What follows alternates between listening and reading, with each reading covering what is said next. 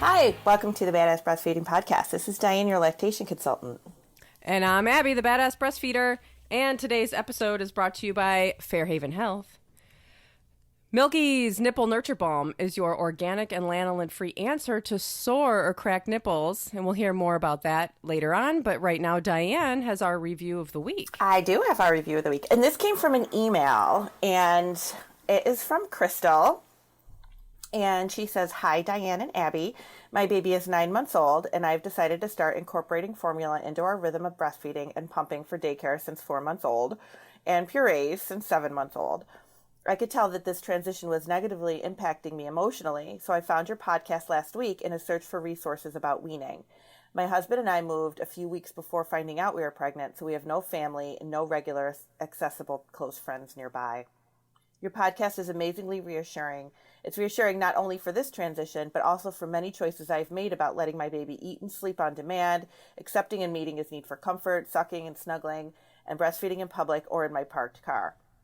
Thank you for your candor, for telling me and others that it's normal for this season of life to be unpredictable and unregimented, for affirming the decisions that I make while being attuned to my baby and myself are good. Feeling more confident and capable because of you, Crystal." Thank you, Crystal. Thank you. That's awesome. wonderful. Yeah, it is really. And I love how she said that, like, this season of life is unpredictable and unregimented, because that really, like, totally sums it up. That's even, like, kind of what we're going to talk about today. Just how unpredictable and how unregimented, and just you have to just roll with it sometimes. Yeah, exactly. Yeah. It's like there's no way to predict what's so unpredictable. And there's some things you can predict. And then when that doesn't happen, like, I don't know. There's no reason that we ever even know, really. No. It doesn't mean anything's wrong. But thank you so much for the email. And send us your reviews. Like Crystal sent it through email because maybe she doesn't have access to iTunes. We love them on iTunes because it really helps the podcast a lot. But we love getting the emails too, and just kind of like hearing all the things that are going on. And one of the reasons why we love doing this podcast is because people are really disconnected now. They're like she was saying, she doesn't have family near her. She doesn't have a lot of friends near her. They had moved. She's just settling. And it's hard when you're kind of out there by yourself and you don't know who to trust and who to talk to about what's going on. So true. So definitely thanks for reaching out. We love to get your reviews. And this week, what are we talking about? Yeah, so we thought that we would talk about probably all the things that's going on in your house right now, of changes that are going on with breastfeeding right now during this health crisis. And it's probably, I would imagine, that what was happening before has changed now. Like whatever breastfeeding behavior your baby was doing before, it may have changed. They may be breastfeeding more. They might be having trouble sleeping. They might be, feeling like stressed and, all these things that we're experiencing too. Yeah. Your baby's going to, we think like, well, they're babies. They don't really understand, but they totally understand. They can feel the change in routine. They can feel the stress. They certainly know if you were going to work and you're not anymore, like that's very different, and for you and for the baby. Mm-hmm. And we're just going to talk about what all of those changes might be looking like. And whatever they are, they're normal. Yeah. We don't have a whole lot of like, do this and it'll get better for this kind of thing. But we'll totally support you because it's there. I will say that the more that you meet a child's needs, the quicker they will move through whatever phase they're going through. Oh, yeah, absolutely. And that goes for a crisis as well. I mean, if if they're feeling supported and their needs are being met, which means, giving them validation for their feelings and breastfeeding them on demand, and if they're breastfeeding more, that's okay. But the more that you meet your child's needs, a baby, child, think about yourself. The more that this stuff is validated and your needs are being met, the quicker you move to that next phase. I mean, and it doesn't mean that the crisis is over. Right. But your child can move through and cope with their stress better. And that's something you're going to be giving them for their life. Because it's like, oh my God, this is the biggest thing we've ever gone through. This is our World War II. This is our, the biggest thing ever. Well, let me tell you, that's what we said about 9/11. Mm-hmm. And here I am again, 20 goddamn years later, going through this crap again. And, it's not, there's going to be something really huge, maybe many things that your child's going to go through, and they're going to learn. They're learning now about their bodies, about stress, about how to cope with stress, and about relationships and how relationships can help them, deal with stress and cope during these times. And so that starts now. And it doesn't have to be like you're just saying that, there could be other big things that happen that they're going to have to deal with and stress-wise. And maybe that won't be worldwide. Maybe it'll just be in your family. We're going to be a family crisis, yeah. Totally. And we went through that, in the last year. We lost three very close family members. And, a year ago, it was my dad and my mother-in-law within just a couple days of each other. And the way my kids dealt with it, they were kind of taking my lead, Yeah. And it's really, that was a horribly, horribly stressful time for all of us. And they really just kind of it's hard to imagine what your child is dealing with when you're dealing with it too. It's really hard to focus just on what's going on with them when you're trying to deal with your own anxiety and your own stress about the same thing. Mm-hmm.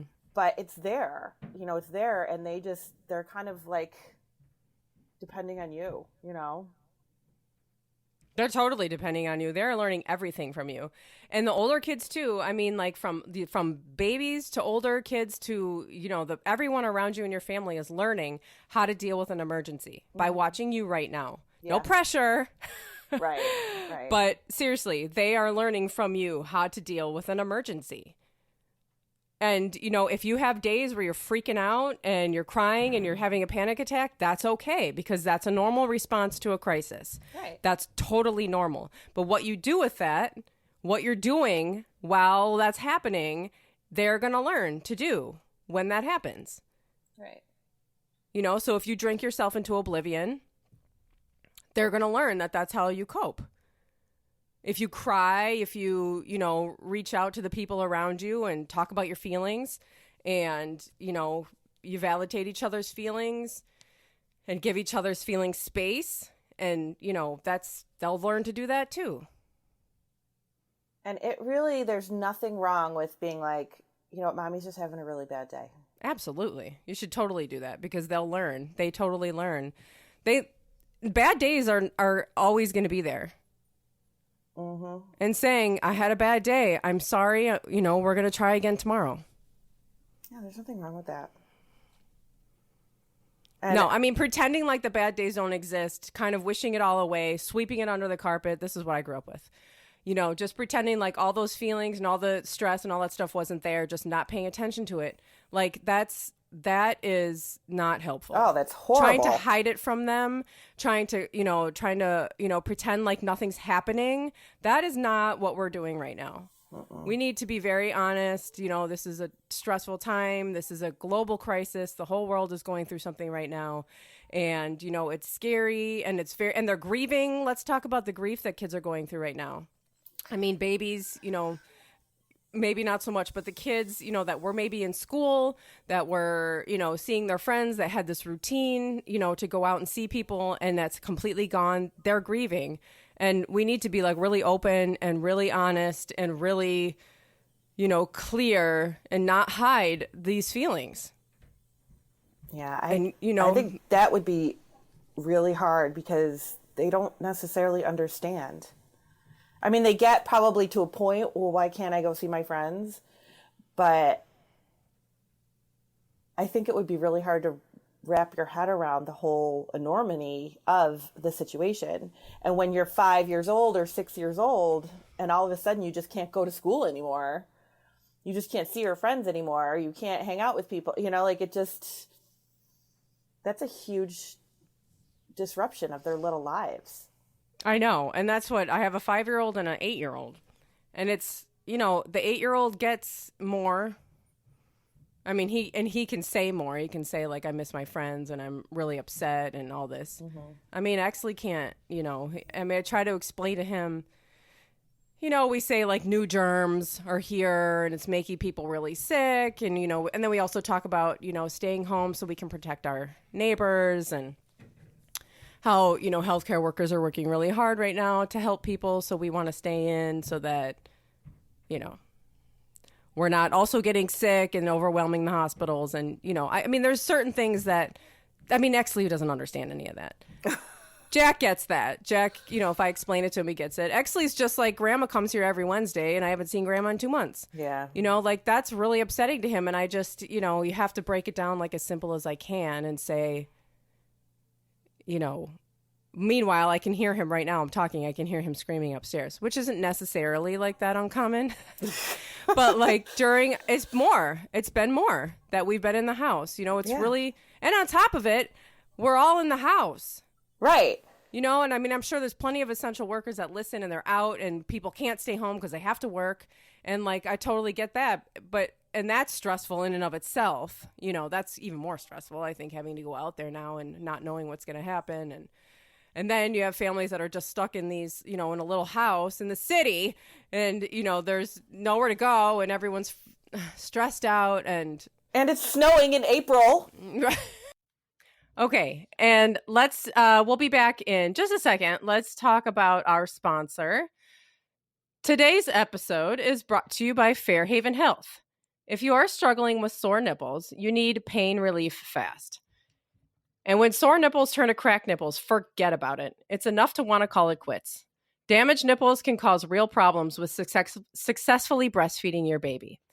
Check with a lactation consultant that your baby is getting a good latch and get some Milky's Nipple Nurture Balm.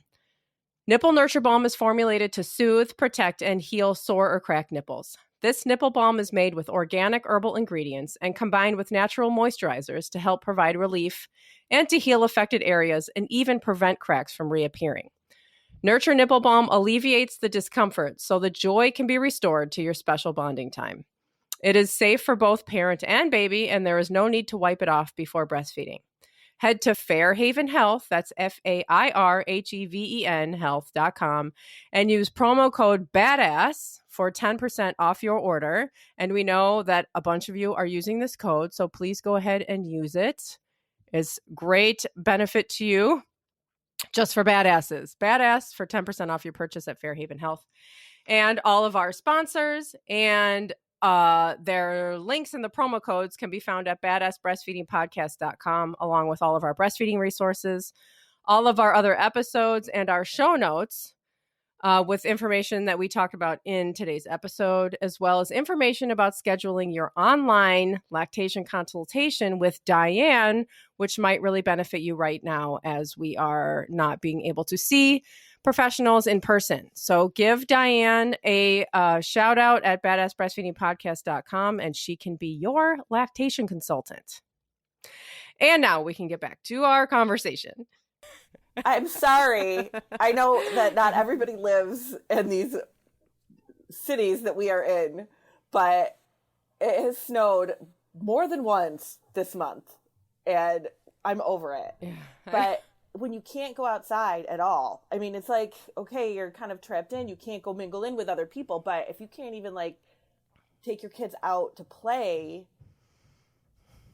I mean, it's freaking snowing. I know. It's April. Yeah, I know. And I have, and you know, and Jack is just like so confused because we went to, you know, I was saying like we have to stay in and it's, you know, there's certain places that aren't safe to us to go right now. And, you know, the parks are closed. And, you know, I said, but we have this down the street, there's a basketball court that's connected to the park. And I said, let's take our bikes down there. Like, honestly, the worst thing that can happen is, it didn't help when I told him this, but I said, nobody's going to mind. No one's going to, it's fine. We can go ride our bikes on the basketball court. We're not touching anything. We're not whatever. Right. We can just do that, ride around in the circle, and then we'll come back just to get out for a minute. And, you know, and I was telling Jack this, and he's like, I don't understand. Like, you told me it's not safe, you know. And I said, you know, we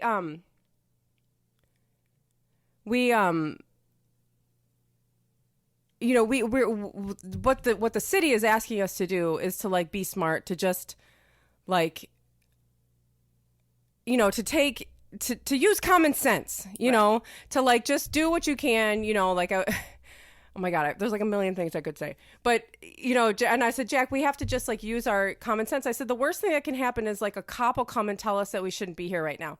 Oh my God. That is not what you say to Jack. Like, Jack does not like feedback from anybody, like telling him like, you can't do that, whatever. That's like Jack's worst nightmare. So he just started crying, and I was like, no. I was like, no, but I'm okay with that. Like, it's okay.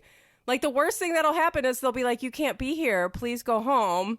Which no one's going to do anyway. They're not going to do that. They know if a cop sees me with my 2 kids there, they're going to be like, there's a mom who's running her kids. Right. She's running her kids, and like, they're not going to say anything. No one is going to say anything to us. But then I find myself, I'm in this debate with Jack, and I'm like, oh my God.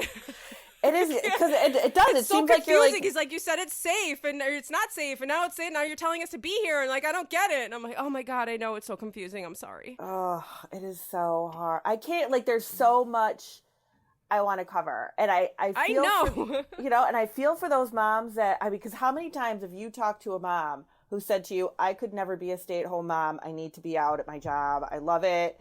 That is what I want to do. I'm not one of those moms that can stay home. And now you're one of those moms that has to stay home. Yeah, right. That has to be really, really hard. Or you've got like 5 kids. I love it. Yeah, I know, me too. But I mean, you have 5 kids that go to school, and suddenly they're all in the house all day. Right. And you got to figure out how to entertain these human beings. I mean, no, and beyond that, you have to figure out how to Zoom into 5 different computers for their school work? Like, come on. Oh my God, that's a whole other 5,000 episodes. That's a whole other podcast. But it's totally different. And like, mine are... Sorry. It's definitely another podcast. But my kids are a little older, and I'm sure that you might even be seeing this with yours, and I'm sure, other people are seeing it too. We haven't even talked about breastfeeding. I know, we haven't even talked about breastfeeding. Oh my gosh. We will, I promise. But like, my kids are older, so they're totally off their routine. And so am I. I'm totally off my regular routine. Like, I don't sleep. Like, it used to be I would go to bed and I would be asleep the minute my head hit the pillow, which isn't always a good thing either. But that would be like, done. You're exhausted from the day, you're done. Now I'm like tired, but not really tired enough to go to sleep. And I'm like, what is my problem? My husband's like up in the middle of the night. You're home, like you're not, it's just a totally different routine. My kids, they're up till all hours of the night. Yeah. Like they're totally off. They're, I go to bed at night and they're up. I don't know. They come out like little, like little vampires in the middle of the night, and they're out like eating all the food. I come out and there's like all this stuff out from whatever feast they had at 1:00 in the morning. But everybody is off the routine. And I can imagine that if you have small children that are used to being at school all day and that wears them out, that now it's like, it's just not like that anymore. Like the whole sleep pattern changes. Yeah. Everything changes.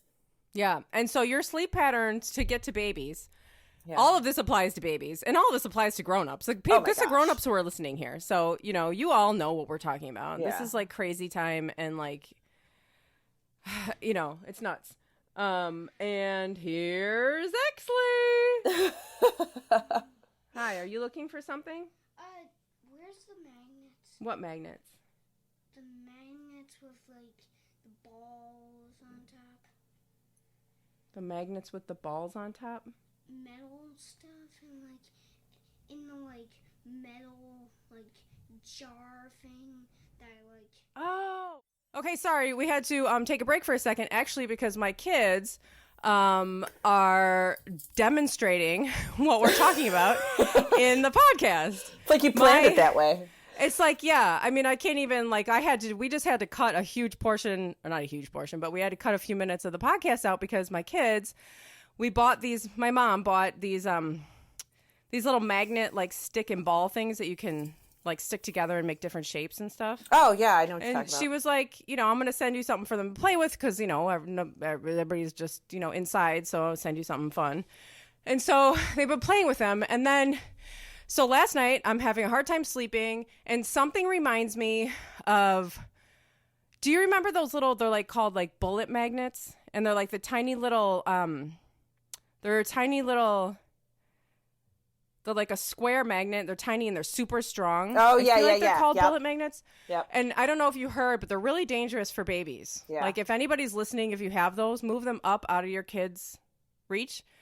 Because if they get swallowed, they can tear the lining of like the intestines, and it's really bad. So last night, I don't know why, I was looking at something. I don't even know what. I was like looking at my phone before I went to sleep, which, by the way, is like the worst idea.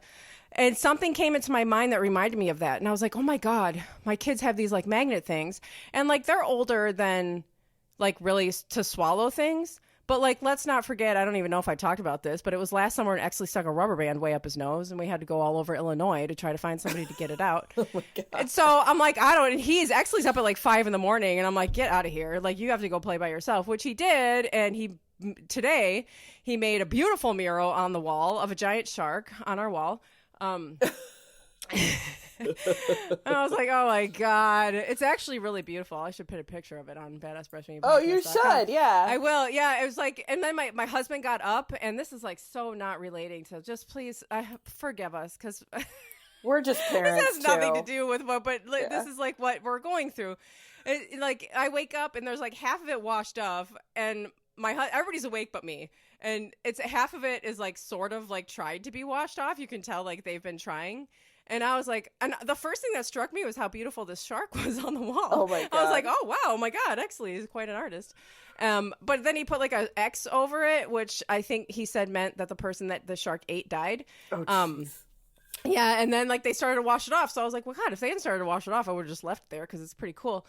But Exley says, yeah, we've tried all the methods to try to get it off. And I'm like, he didn't say that word methods. Like my husband must have been like, we need to try all the methods to get this off the wall. I'm like, okay. Oh my God. So anyway, so I'm thinking about this last night, these magnets, and I'm freaking out. And I'm like, Exley's going to get up in the morning and he's going to be playing with these magnets unsupervised. And like, I just started freaking out. I was like, what if he swallows one? And so I got up and I put them up high so where they couldn't reach him. So now we're recording the podcast. They're looking for them. They're like slowly melting. I hear screaming over and over again, which is not uncommon. I mean, if you listen to this podcast, you like know that my kids are screaming often. So I'm like, okay, I'm just going to ignore it. And then Exley comes down here. He's looking for the magnets. And then it dawns on me, oh my God, they're looking for those magnets that I hid. Okay, well, everybody's up now. My husband's there to supervise them. Let me get them. Jack starts freaking out. Why did you hide them? Why did you put them there? He's screaming, crying on the floor, like freaking out. Oh my gosh. Like everyone's nerves are shot. Yeah, that's what it comes down to. Everybody's nerves are shot. Like, yeah, I know. And like, this is like, these are older kids. These are very dramatic.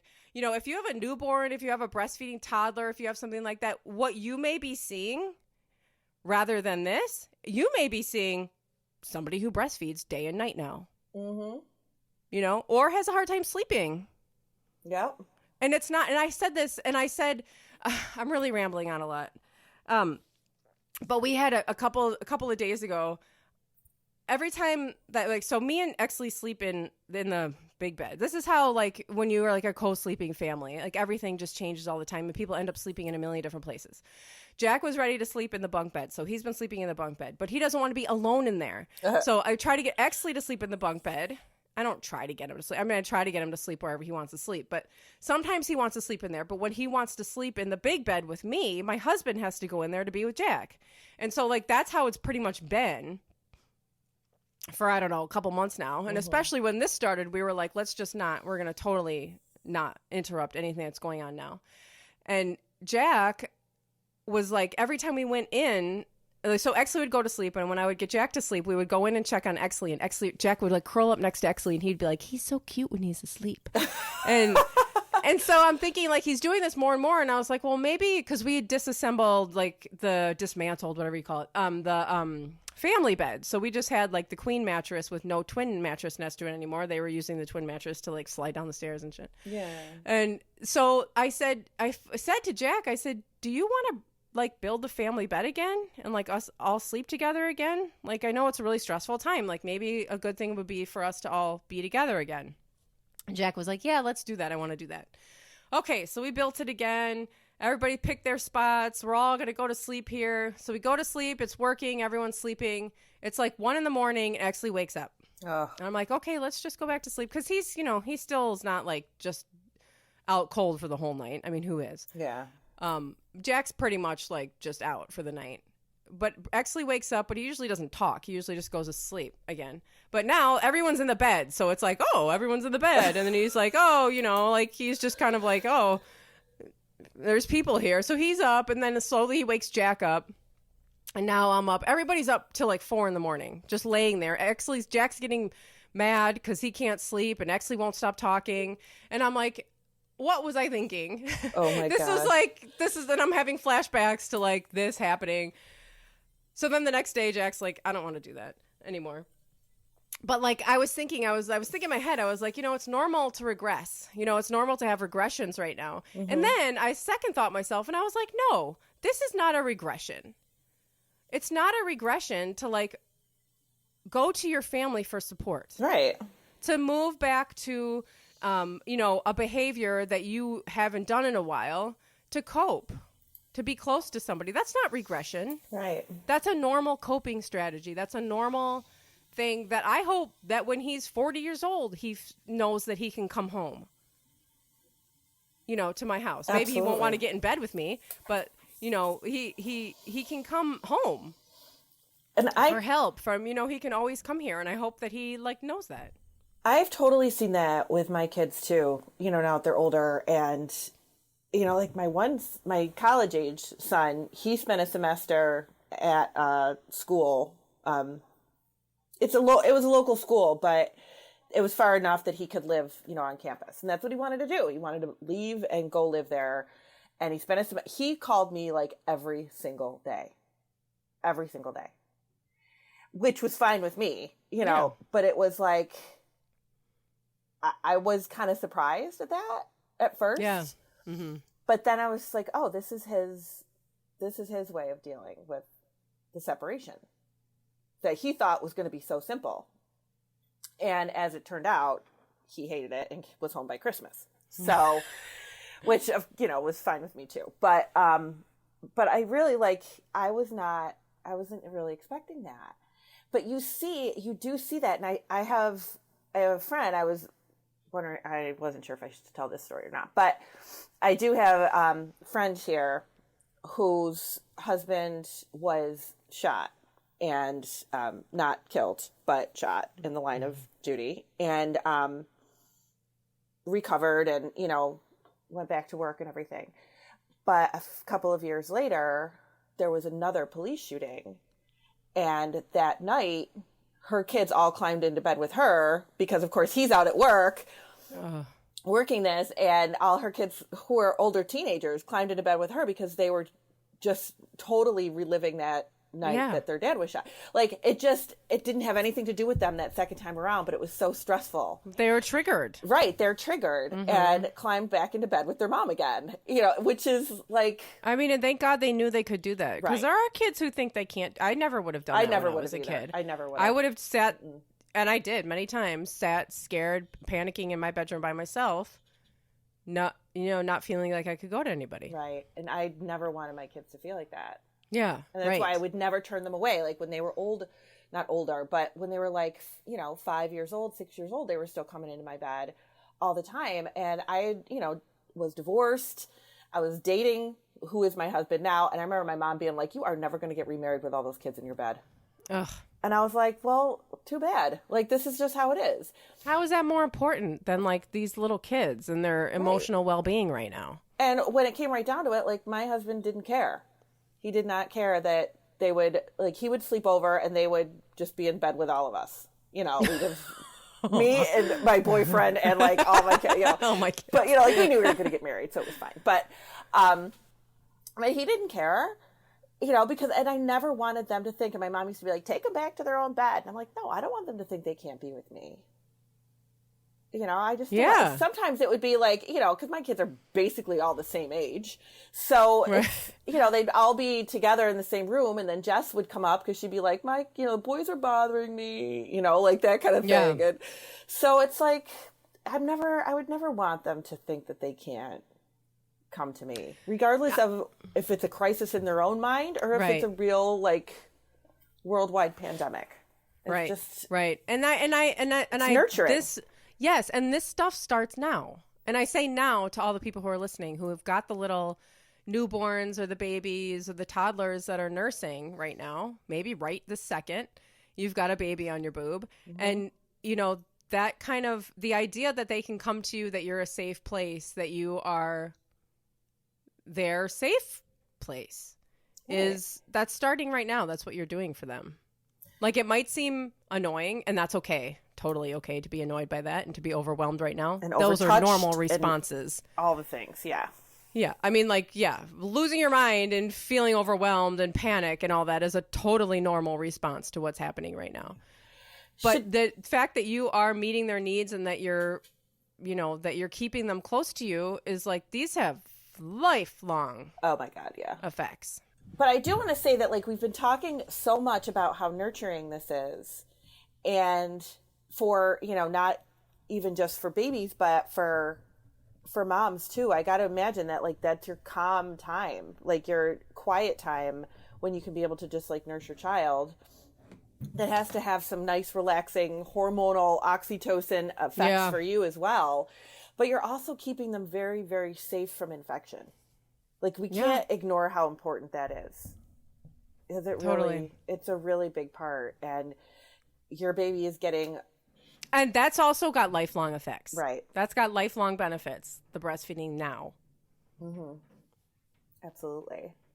Yeah, it's a really important piece. And you're teaching them where their comfort is. And that is just, that's really an important part. Like Gabby said, like, regardless of how old they are, you know, they're still going to come back to you. At least that's what you want. That's what I want. But, you know. Right. I think if you were working on weaning, if you were working on transitioning them to like a, you know, a different bed, it's okay to just call that off right now, to come back to it later. Right. You know, you don't need to push that now. If you're like, oh, but we were almost there and had made so much, you know, we had made a lot of progress. It's okay. It's okay to leave that alone for now. And this happens in other areas too. Like, I've heard so many times about how, like, a new baby is born in the family and all of a sudden the potty trained toddler isn't potty trained anymore. Or absolutely. That regression is a normal. That is regression, and that is also very normal. Yeah, it's really normal. This might not be the only place you ever see regression. Absolutely. But sometimes regression is normal. Regression is a totally normal part of developing. And sometimes I think, you know, you don't think about the breastfeeding piece as being regression. You're just like, oh my God, this kid is terrorizing me. Why all of a sudden does he want to eat all the time again? Or why all of a sudden is this happening? Or the baby was sleeping all night. Why now are they not sleeping all night anymore? This is just, they're not terrorizing you. This is the way they're dealing with their own stress, their own. Yeah, they feel it. They know something's going on, and they of course can't talk to you about it, but they know. Right. Yeah, it's totally okay. And we'll all get through it. You know, it's just a new normal. And, you know, frustrating as it is for everybody, they can't, you know, like you're saying, they can't voice their frustration necessarily. So you got to do it in different ways. Just keep them close. Yeah. And be kind to yourself, because it's really hard. Yeah. It's hard to, like, kind of keep the whole thing in perspective. But it's, you know, it's okay. You're okay to freak out every now and again. Absolutely. Yeah. If you are not freaking out at all right now, I think something. Oh my God, your head's going to explode. Yeah, right? Like, how could you not be? No, I don't, you know, like, that's what I think. I feel like there's certain things that are, I mean, there's certain things that I don't talk about in front of my kids. You know, being afraid of dying, you know, and that stuff. I don't like really go there like with them. I'll save that for my husband. Yeah. But, you know, to just pretend like you're not having any feelings, to pretend like, you know, oh, everything's fine. It's okay. No, I'm not scared. No, everything's fine. No, you know, just pretend like you're like, that there are no emotions around this. That's not, you might think you're protecting your kids like that, but that's not a good idea. Because that just makes them feel like their feelings then are not okay. Right, they're not You know, validated. it makes them feel that it's not normal to have feelings in this situation. And that's just, that's not okay. Because then they're going to go their whole lives just pushing it down. That doesn't help us No. create, you know, emotionally healthy adults. And that's what we want. Isn't that what we want for our kids? Yeah. And when you start breastfeeding as an infant, you're on that path. Yeah. Whether you realize that that's what you were doing or not. Right. You know, you're on that path. So, yeah. So that's all I got. Yep. Thanks for listening. Thank you for listening. We appreciate it. Bye. Bye.